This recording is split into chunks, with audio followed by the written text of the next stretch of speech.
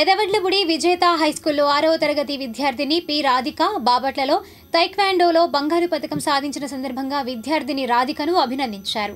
ఈ కార్యక్రమంలో AMC chairman Javvadi Kiran Chand, high school director S Umamaheswararao, principal Indiradevi తదితరులు పాల్గొన్నారు. అనంతరం వారు మాట్లాడారు.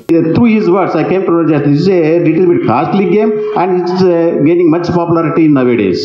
So for this program, many guests have came achieving such a good achievement is very good for us and is very proud to us. Actually, our student has got a gold medal and she is selected for nationals is a proud thing to all of us. And we shall congratulate her and we shall facilitate her with a good high level and for the parents also actually they are showing much interest in making her to go to these classes, taekwondo classes and giving good coaching for her. So we are very much you are very grateful for giving such a good opportunity to your child. Very good అండి. మీరు చాలా మీ పాపని మంచి లైన్లో తీసుకొచ్చి మీరు బాగా సహకరించి ఆమెను బాగా డెవలప్ చేసుకున్నందుకు కూడా మీకు అందరికీ మా స్కూల్ అందరి తరఫున కూడా కృతజ్ఞతలు. అలానే కోచ్ గారికి యాక్చువల్గా మనం తైక్వాండో మన స్కూల్లో లేకపోయినా కూడా తైక్వాండో వీరు మంగళగిరిలో ప్రైవేట్ క్లాసెస్ పెట్టేసేసి separate classes morning evening classes పెట్టి పిల్లల్ని చాలామందిని ట్రైన్ చేస్తున్నారంట. మా స్కూలు పాప 6th క్లాస్ చదువుతుంది. రాధిక గారు టైక్వాండోలో మంచి ప్రతిభ కనపరిచి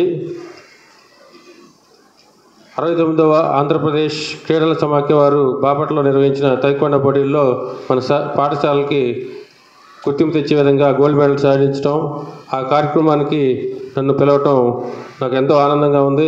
ఎందుకంటే ఆ పాప పేరెంట్స్ని ఇప్పుడే చూశాను. ఆయన ఒక టాపీ మేస్త్రిగా పనిచేస్తూ ఆ పాపకి కోచింగ్ ఇప్పించి మంచి ప్రతిభ కనపరిచే విధంగా ప్రోత్సహించిన తల్లిదండ్రులకి ముందుగా నా అభినందనలు తెలియజేస్తున్నాను. ఎందుకంటే పిల్లలు ఎంత ప్రతిభ ఉన్నా తల్లిదండ్రులు దానికి సహకరించి వాళ్ళని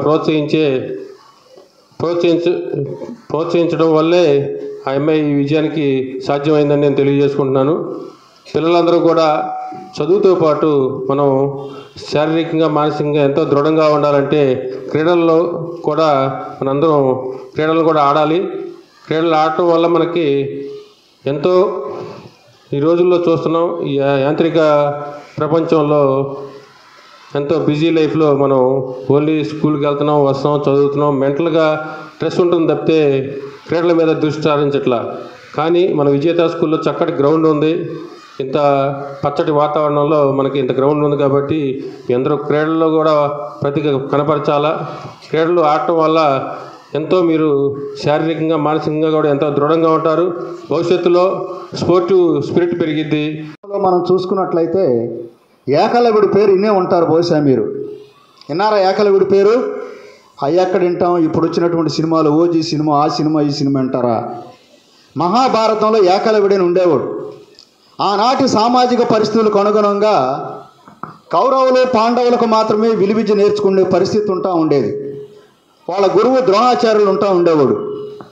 ఈ పిల్లవాడికి కూడా ఆ విలువిద్య నేర్చుకోవాలనేటువంటి తపన, విలువిద్య నేర్చుకోవాలనేటువంటి విలువిద్య మీద ఉన్నటువంటి ప్రేమ, విలువిద్య మీద ఉన్నటువంటి ఆప్యాయత, విలువిద్య మీద ఉన్నటువంటి అభిమానంతో అక్కడికి వెళితే రానియరు నేర్పని చెప్పి తెలుసుకొని తనే సొంతగా ఒక ద్రోణాచార్యుడు యొక్క విగ్రహాన్ని పెట్టుకొని ఆ విగ్రహమే నిజమైనటువంటి స్వరూపంగా గురువుగా భావించి బ్రహ్మాండంగా విలువిద్యలో ప్రపంచంలో ఎవరు లేనటువంటి వీరుడుగా తయారయ్యాడు ఏకలవ్యుడు ఆ రోజుల్లో.